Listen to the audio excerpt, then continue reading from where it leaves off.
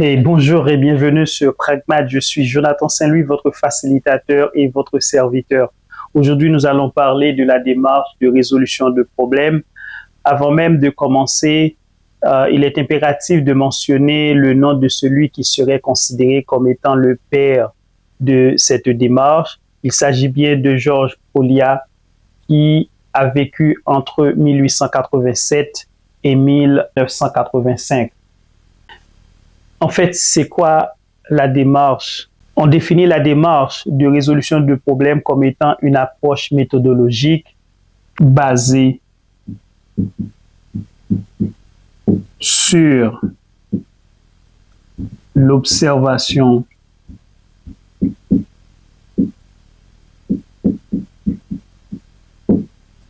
et l'expérimentation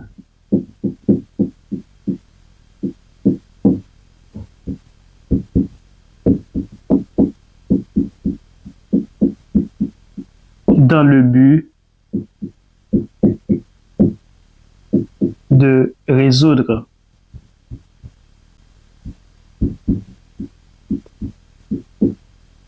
un problème.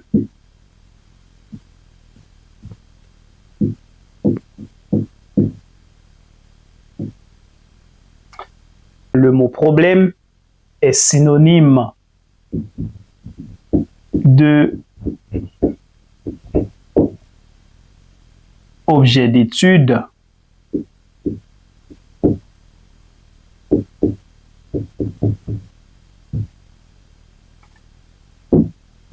étude de cas,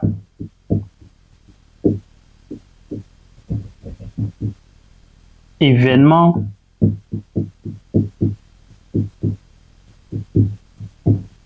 situation,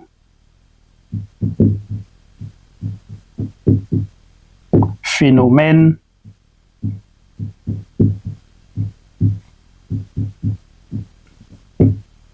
etc. Un tas de vocabulaire pour parler de problème. Donc, quand je dis etc., il faut voir par exemple sujet. On parle d'exercice, d'exposé. Des fois, on parle même d'énoncé, de conjecture. Maintenant, le plus important dans tout ça, après avoir défini la démarche de résolution de problèmes, c'est de savoir quelles sont les étapes que doit prendre le chercheur, l'homme qui est éduqué, qui a de l'expérience, la personne qui est formée pour intervenir dans la démarche de résolution de problèmes. J'ai bien dit l'homme qui est formé, qui est éduqué. Parce que la démarche de résolution de problèmes n'est pas l'affaire de chercheurs, de scientifiques, de scientistes seulement. C'est-à-dire, vous qui êtes en train de regarder, après avoir vu cette vidéo, et si vous voulez mettre en pratique normalement tout ce qu'on va voir par la suite, vous serez en mesure, avec l'expérience, de comprendre lors de la résolution d'un problème, quel est le comportement que vous devez adopter, quelles sont les attitudes, les attributions que vous devez mettre en évidence pour pouvoir intervenir. C'est-à-dire, tous les chercheurs, tous les scientifiques utilisent la démarche de résolution de problèmes. Cependant, la démarche de résolution de problèmes n'existe pas tout simplement pour les chercheurs et les scientifiques. Il suffit d'être préparé, d'avoir reçu l'éducation nécessaire, d'avoir les compétences et le savoir-faire pour pouvoir intervenir. D'où la première étape qui consiste à comprendre le problème. Donc, la première étape, c'est la compréhension du problème, la compréhension du phénomène.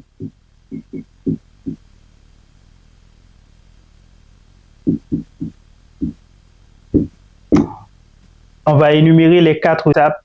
Par la suite, on va essayer d'étudier chaque étape en profondeur. Donc, c'est la compréhension du problème.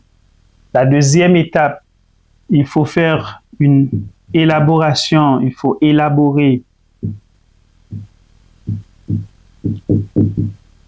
une stratégie. Donc, c'est l'élaboration d'une stratégie.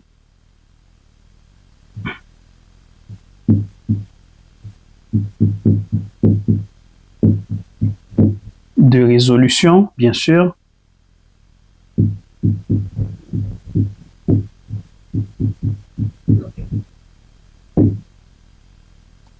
Et troisièmement, il faut faire la mise en œuvre de cette stratégie.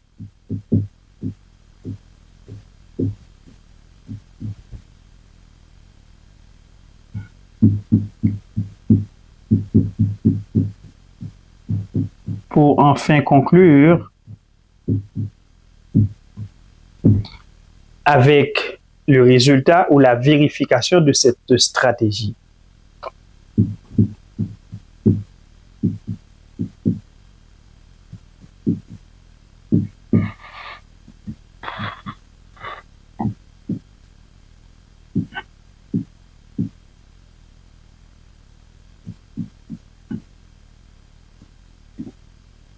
C'est-à-dire la vérification des résultats.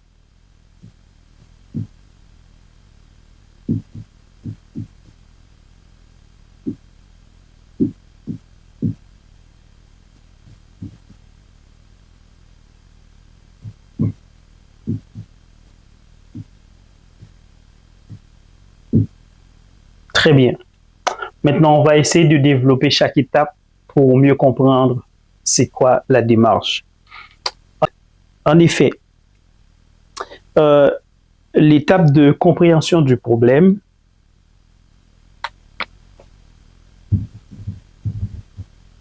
dans le mot compréhension, il faut voir le verbe comprendre.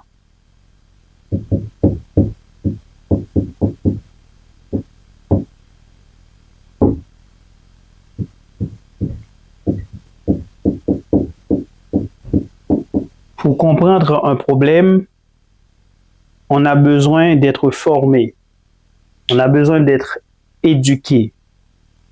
Donc, il existe des préalables, des conditions sine qua non pour considérer cette première étape. La première des choses, il faut avoir le savoir-faire.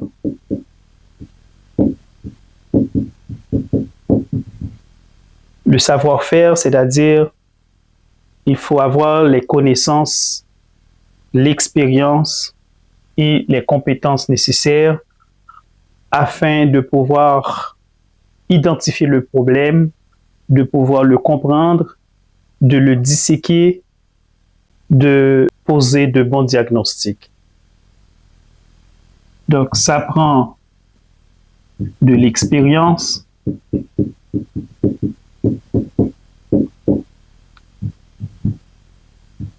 on parle de compétences,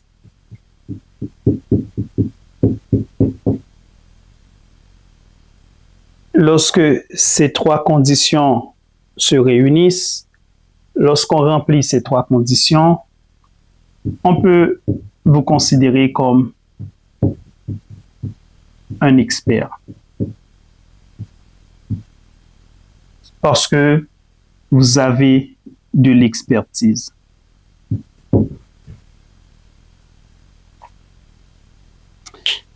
Donc, comprendre un problème, ce n'est pas l'affaire de tout le monde. C'est pourquoi dans cette étape, il y a un élément important qui s'appelle observation. D'ailleurs, dans la définition même de démarche, on trouve le mot observation. Il y a le verbe à l'intérieur de ce mot, le verbe observer. Le fait d'observer va plus loin qu'un simple regard. Donc, tout le monde peut regarder un phénomène. Ça, c'est pour le commun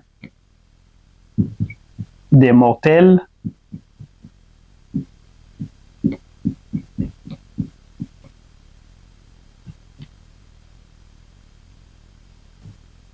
Tandis que ici, ça prend l'affaire de chercheurs, de personnes éduquées, je dis personnes éduquées, personnes formées. Ça prend l'affaire d'un scientifique, parfois même d'un scientiste. Donc, regarder un phénomène ne veut pas dire qu'on l'observe. Parce que l'observation, ça c'est l'affaire d'un professionnel. Tandis que juste regarder, voir un phénomène, tout le monde peut venir regarder. Mais ça prend des experts pour l'observation. Cette étape est cruciale pour la résolution de problèmes. Donc, il faut essayer de comprendre ce qui se passe et ça va nous conduire directement au diagnostic du problème. Lorsqu'on est capable de comprendre, on est capable d'émettre un bon diagnostic, c'est-à-dire de poser les bonnes questions.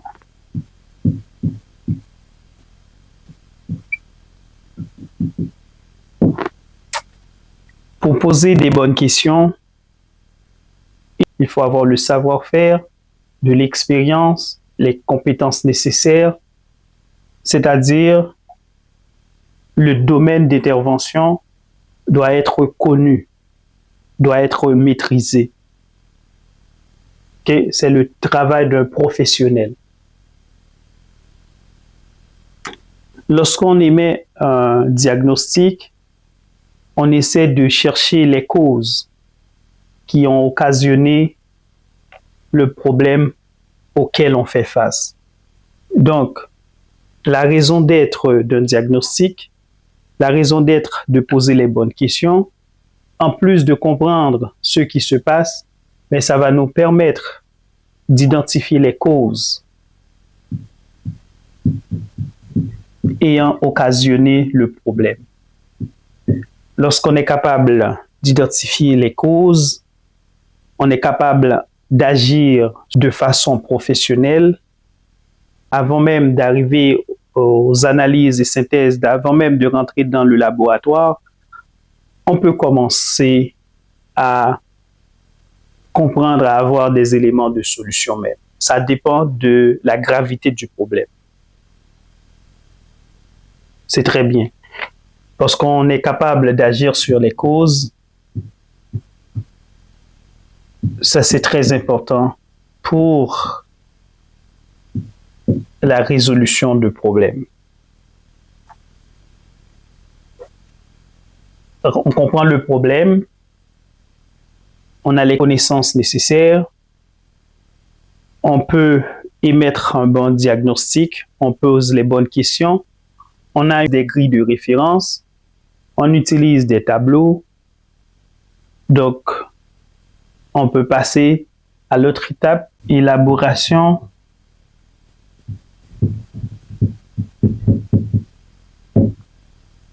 d'une stratégie.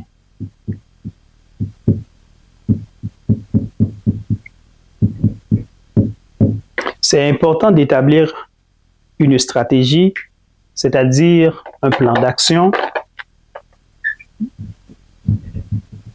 Ici, on parle de plan d'action. Mais ce qui est beau, ce qui est crucial dans la démarche de résolution de problèmes, c'est qu'elle est dynamique. La démarche de résolution de problèmes est dynamique, elle n'est pas statique. Ça évolue avec le temps, ça évolue avec l'environnement. Également, il faut tenir compte des individus impliqués dans l'existence même de ce phénomène. Il faut en tenir compte également du milieu, de l'endroit où le phénomène est produit. Par exemple, pour un problème de température au Canada, la façon dont je vais intervenir pour essayer de comprendre et de résoudre ce problème de température, si je suis en Europe, je ne vais pas avoir le même comportement, je ne vais pas agir de la même façon. D'où la nécessité d'approprier, d'utiliser le bon protocole, d'utiliser la bonne procédure en fonction de l'endroit où on est, en fonction de la situation qui est posée. Donc, évidemment, le plan d'action, ça consiste à utiliser des grilles de référence.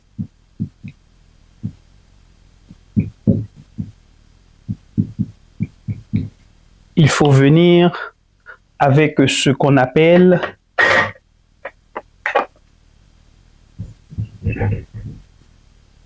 des fiches techniques.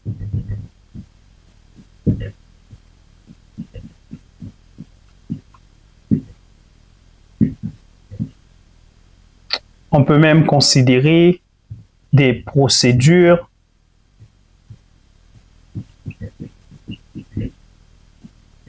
qu'on va mettre en place. Également, on peut parler de protocoles qu'on va utiliser, n'est-ce pas, pour pouvoir intervenir. Et des fois même, il existe des normes, des ISO, je ne sais pas de quel nombre, mais on utilise des principes, n'est-ce pas? On doit établir tout ça, c'est-à-dire des stratégies d'intervention pour apporter des solutions à ce problème. Par exemple, le cas récemment de ce virus qui a changé le cours de l'histoire, qui a transformé, qui a changé le monde en quelques secondes. Donc, les chercheurs, les scientifiques avaient pour tâche d'intervenir de façon rapide et efficace pour non seulement identifier l'agent pathogène, mais de pouvoir agir pour diminuer les effets nocifs, les pertes en vie humaine, les dégâts occasionnés par cette pandémie. Ce n'est que l'intervention des chercheurs, des hommes de science. On ne sait pas où est-ce qu'on irait avec ce problème. Par exemple, quand on parle de stratégie, on a utilisé par exemple l'isolement, des masques. C'est un tas de stratégies juste pour essayer de diminuer, n'est-ce pas, la propagation de ce virus. Et entre-temps, on était dans les laboratoires à faire des recherches pour trouver soit un vaccin, soit un traitement qui serait efficace par rapport à ce virus-là.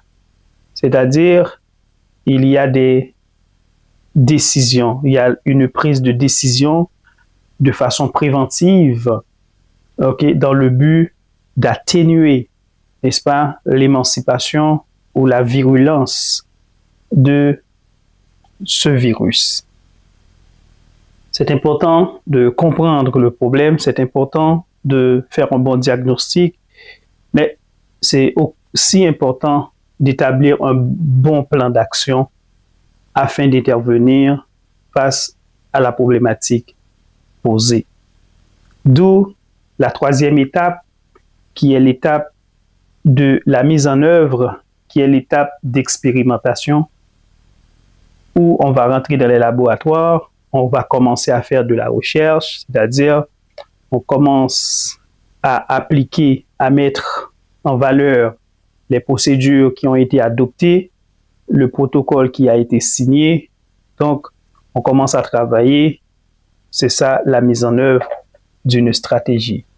Donc, là, on laisse la phase de collecte de données, on laisse la phase de littérature, on laisse la phase de propagande, mais on commence à travailler. C'est la phase de mise en œuvre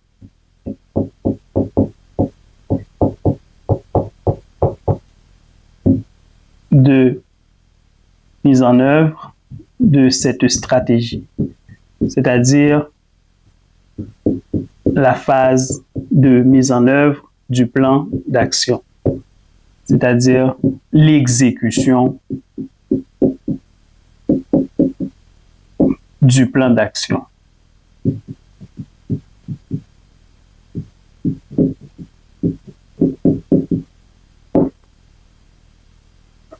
Ici, on parle d'étapes d'expérimentation. On voit l'expérimentation, phase d'expérimentation. Là, on voit les laboratoires.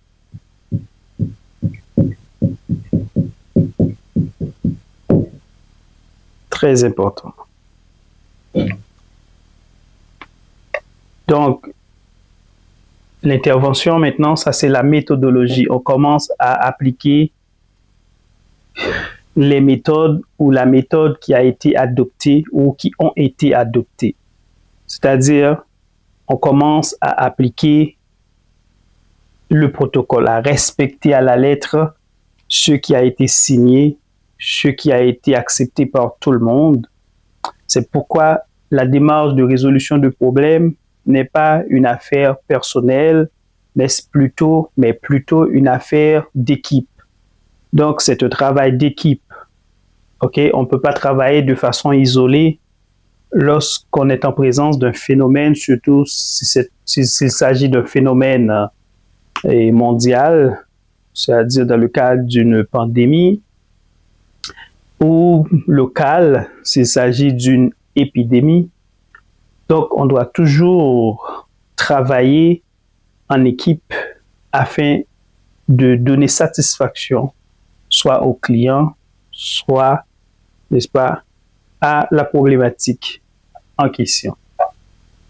D'où la phase de mise en œuvre de la stratégie. C'est important de respecter cette étape-là parce que si on ne respecte pas ce qui a été signé, c'est-à-dire à la lettre, ce qui a été dit, même si le diagnostic a été bien établi, si on ne respecte pas les échéances, les principes, les normes, on peut vouer à l'échec, on peut faire échouer, n'est-ce pas, cette démarche. On ne va pas aboutir au résultat escompté.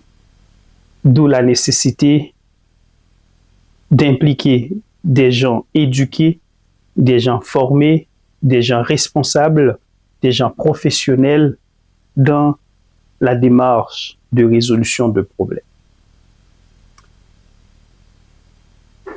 Après avoir expérimenté, travaillé, dans cette étape-là, il est important de se fixer des objectifs, c'est-à-dire d'utiliser un calendrier. Habituellement, on parle de calendrier de Gantt pour se donner des échéances, pour se donner une date. Donc, on ne peut pas rester dans le laboratoire de façon indéfinie parce qu'il y a un problème qui est posé. Il faut une solution. Il nous faut une solution. Par conséquent, il est impératif d'agir, de dresser un calendrier d'activités ayant une date de début, également une date de fin, afin de pouvoir rentrer dans la dernière étape qui est l'étape de vérification, l'étape de consolidation, l'étape de validation des résultats. OK? Donc, on va voir la quatrième étape qui est l'étape de vérification.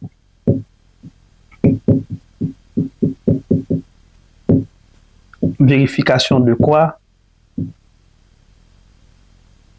Vérification de la stratégie ou vérification des résultats.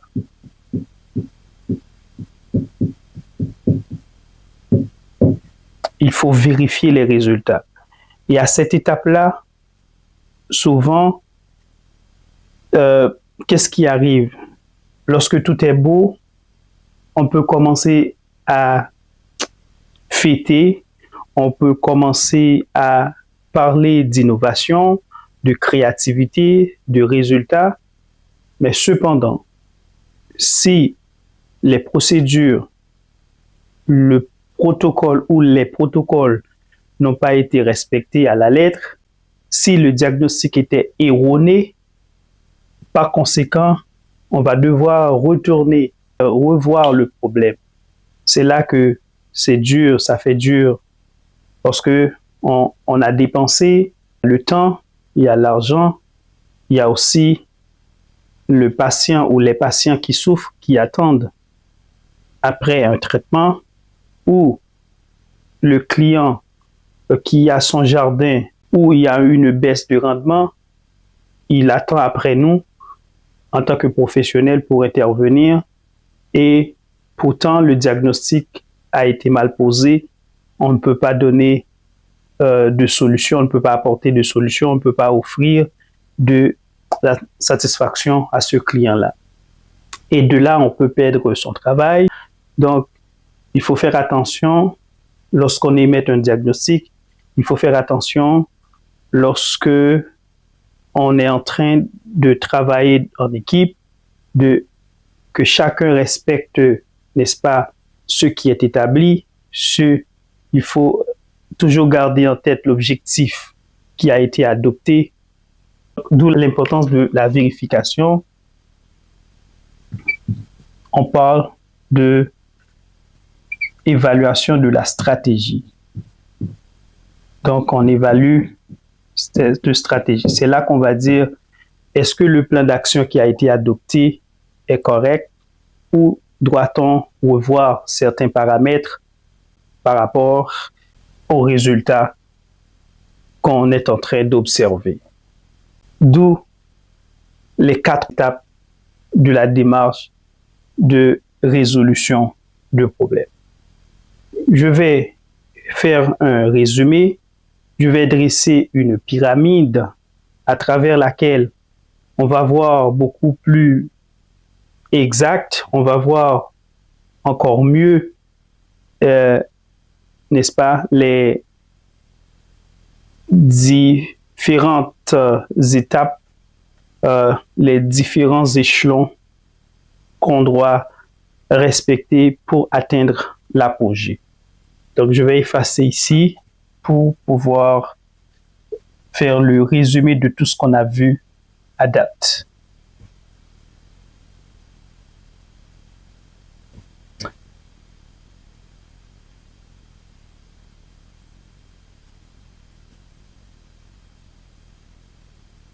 Donc, la première des choses qui nous concerne pour parler de la démarche de résolution de problèmes, c'est surtout le savoir-faire. Donc, le savoir-faire faire. Quand on parle de savoir-faire,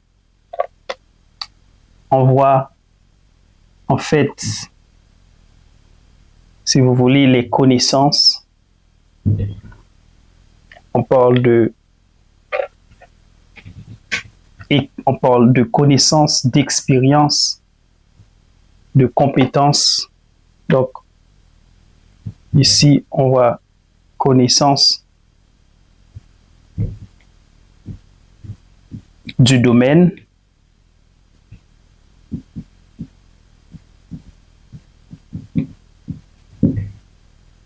On voit l'expérience dans le domaine. On voit la mise en valeur des compétences.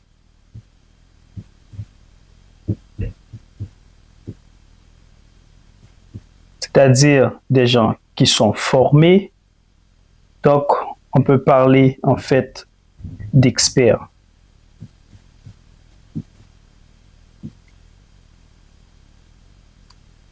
Le suivant, il faut voir la phase d'observation. On observe le phénomène.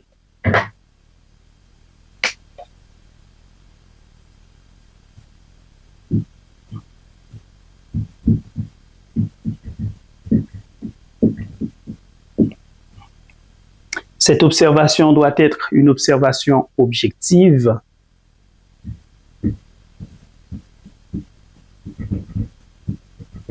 C'est-à-dire, il faut regarder le phénomène avec les yeux de l'esprit.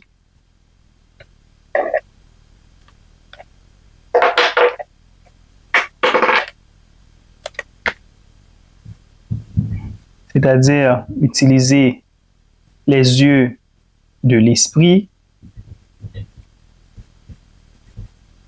où on parle également des yeux d'intelligence.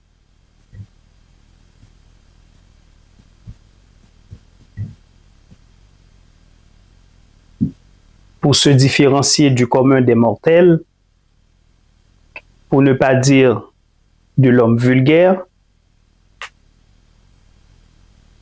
On va poursuivre. Lorsqu'une bonne observation est faite, on va être capable d'établir un bon diagnostic. C'est-à-dire, on va être capable de poser les bonnes questions.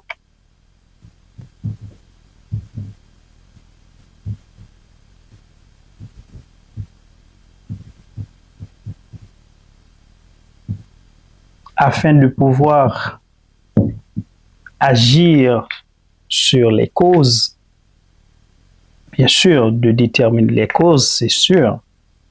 On va être capable d'identifier et d'agir sur les causes.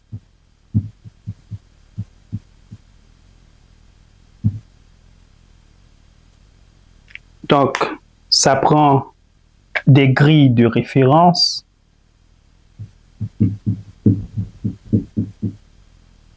Pour faire ce qu'on appelle la collecte de données. Et un bon diagnostic va nous conduire, bien évidemment, à l'autre étape qui n'est pas la moindre, qui est celle d'analyser et de synthétiser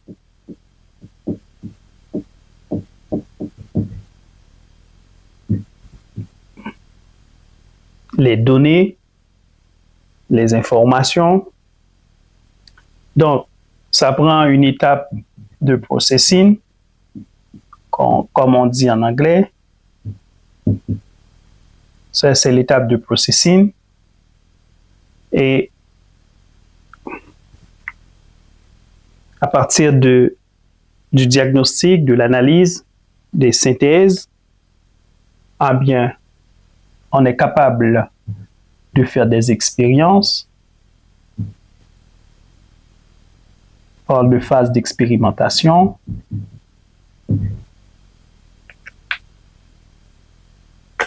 Parle de phase d'expérimentation. Là, on voit les laboratoires.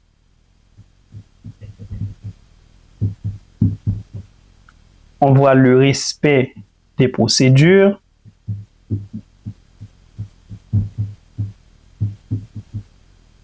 La mise en application des protocoles, le respect des protocoles et des procédures établis. Donc, au bout du tunnel, ça va être vraiment de commencer à contempler les résultats. Donc, c'est-à-dire, on va faire une évaluation de la situation et à partir de là, on peut parler de résultats.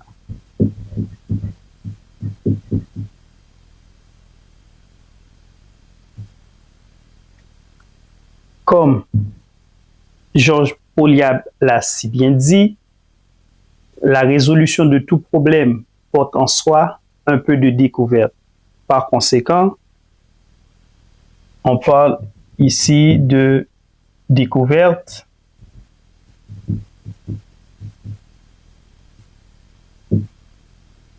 On parle ici de satisfaction.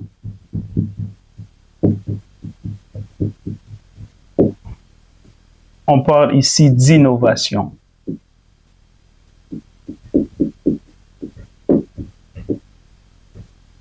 Très bien.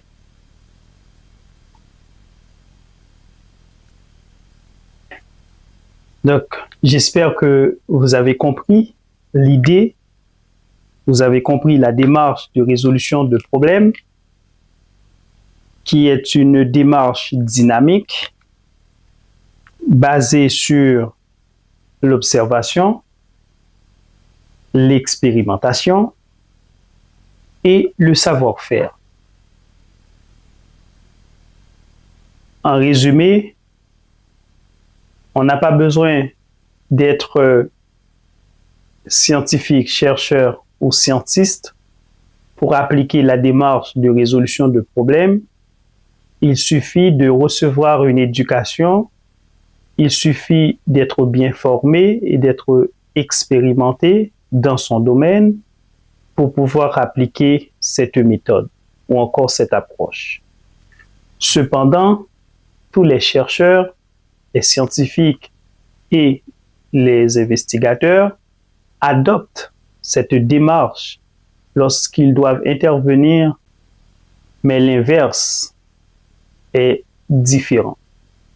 Donc, il va falloir comprendre l'importance de cette capsule et de pouvoir par la suite partager les contenus, l'information ou les informations qui ont été offertes durant ces minutes passées ensemble, afin que beaucoup plus de gens puissent avoir accès à ce savoir, parce que la vulgarisation des connaissances est un devoir. Notre but, ce qu'on veut, c'est de faire propager le savoir. C'est ça le but de cette chaîne. Donc, j'espère que vous avez passé un moment agréable. Je vais vous donner rendez-vous à la prochaine. Merci de m'avoir suivi. Merci d'avoir pris le temps de regarder cette vidéo. Ça me montre l'intérêt de continuer à travailler, à chercher de nouveaux contenus pour vous en apporter. Merci encore et à la prochaine. Bye bye.